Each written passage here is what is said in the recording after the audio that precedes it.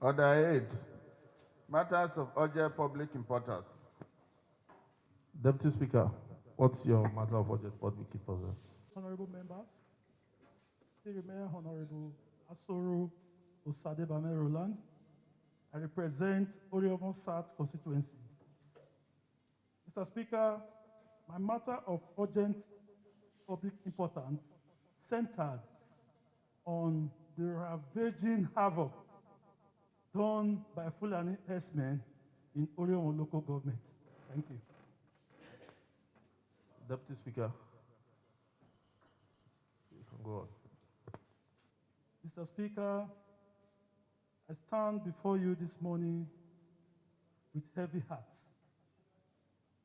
In fact, the people of Oriomo today, they are sleeping erect with their eyes open due to the havoc committed by Fulani herdsmen who have purportedly designed to harness Oriomo as part of their colony.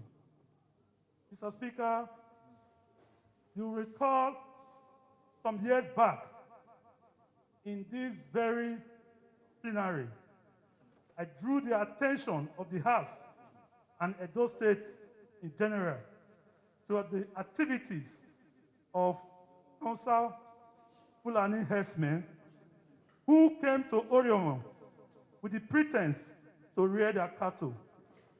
But getting to Oriomo, they started committing havoc on the people of Oriomo. In urban community, a young man named Efosa was gruesomely murdered in the cold blood. I drew the attention of this House to it, and actions were being taken.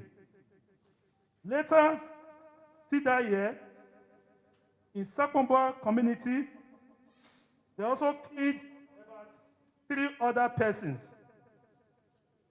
I also drew the attention of this House and the law enforcement agency. Actions were being seen to be taken. 2 days ago, Mr. Speaker, my distinguished colleagues, it will grieve your heart to see the bodies of 6 able men from Ugo community. Among these 6 able bodies were the head of the local vigilante group, who was called to call for duty to help to protect the lives of our people. After the murdering of 4 men, the vigilante went to the bush in an attempt to rescue these men. These Hausa Fulani, who are heavily armed with AK-47, killed 2 of these local vigilantes, including the head of the local vigilante group. Mr. Speaker, immediately my attention was drawn to this. Myself, with my colleague, member representing Oriomo East, swung into action. I called in on the CP, who later referred us to the area commander, and we went there to inform them of the havoc these Hausa Fulani have committed in Oriomo. As I speak to you, Mr. Speaker, my people are no longer safe in Oriomo, particularly Ugo community and Sakomba. It is in this light, Mr. Speaker, I choose again to cry, to solicit your help to come to the aid of Oriomo. You've heard from the Deputy Speaker. I must say that I'm touched. At this point, I'd like you to speak to the motion that the Deputy Speaker had raised. I remain Honorable Chief Sonny Osezwa Ojezeri. I represent all the people of Esa Southeast. Mr. Speaker, I rise this morning to support the motion moved by the Deputy Speaker. Mr. Speaker, some times ago in my local government, just about 3 weeks ago, 11 occupants of a Toyota Hiace bus moving to Onitsha Market from Eastern Southeast were kidnapped. Out of the 11 occupants, 3 were men, while 3 were men, while 8 were women. Out of the 8 women, 5 are married, while 3 are young women. Mr. Speaker, as I speak with you, the men were allowed to go, the 3 men, while the 8 women were completely molested for complete 3 days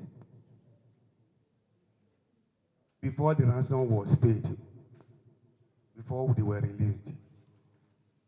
Mr. Speaker, the most recent one is the killing, daylight killing, of one Mr. James from Imo State. Mr. Speaker, I will want to urge this honorable house to please come to the aid of Eastern Southeast or the entire Edo as quick as possible. Thank you, Mr. Speaker. My name's Honorable Barrister Henry Okwarobo, Majority Leader of the House. Mr. Speaker, my total support goes to the people of Oriomo, people of Eastern Southeast, and the entire Edo people who are under siege. The matters so far as it has been raised and given further credence by my distinguished colleagues, it's not a child's play. And I want to say, Mr. Speaker, that we as a house should leave no stone unturned. From what we have heard, economic sabotage, kidnapping, rape, all kinds of crime, murder, shooting, stabbing, all kinds of untold hardship, unspeakable hardship are being visited on Edo indigenes and our visitors. We cannot sustain this kind of life. I want to urge that we as a house, together with the executive arm, take total constructive action to put an end to this menace this year, 2021. This is about the 7th year now that we have been in this assembly.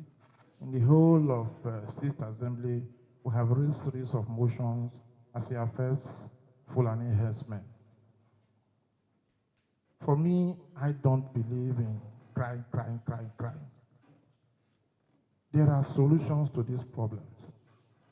Where these crimes are all happening, they are our land. These people cannot loan our land more than we do. 2 issues to it.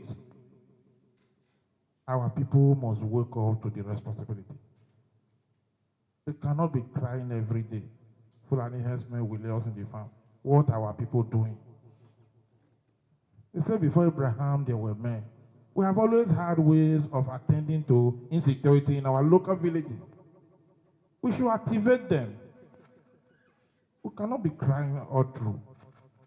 Then on the aspect of the police, who is supposed to be crime fighters, we know there are problems. They have their own problems. But they also have a lot to do in terms of surveillance.